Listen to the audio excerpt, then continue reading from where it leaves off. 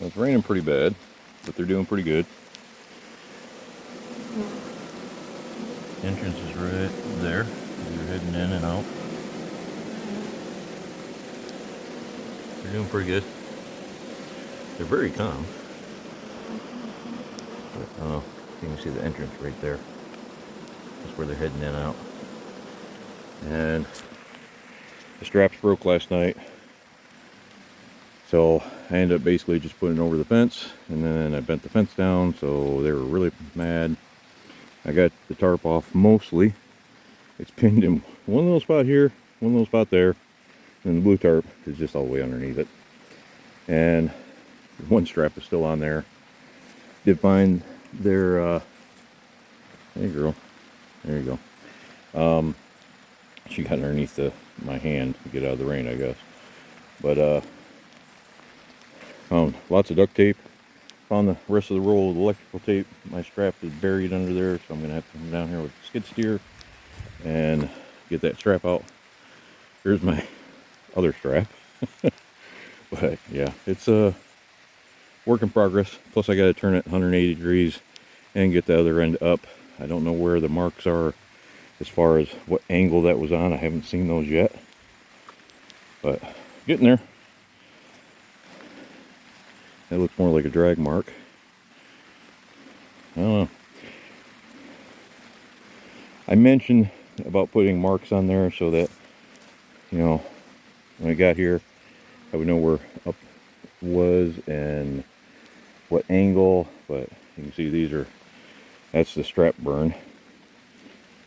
I think this is where they might have dropped it and chipped it, you know. So I know this smaller end's of course the top, and then that's why I need to get this thing switched around real quick.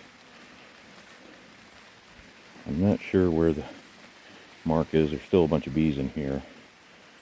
You know, most of them have left. There's a couple flying back. Good. I'd like to get them all off this tarp. There's a few right down there. See, that's more rope burn. With my luck, the marks on which way it's upright is on the bottom. But it is what it is. This is August 1st or August 2nd. I don't know. All my days are running together. But I'm going to leave them in the log, and if I leave them in the log over winter, they'll have a much better chance of surviving. I do have equipment that has propolis. You know, it came out of another hive. I could put them in that, but the chances are they survive or not the greatest. If I leave them in the log, get it in the position it was closest when it was on the tree, they should survive over the winter.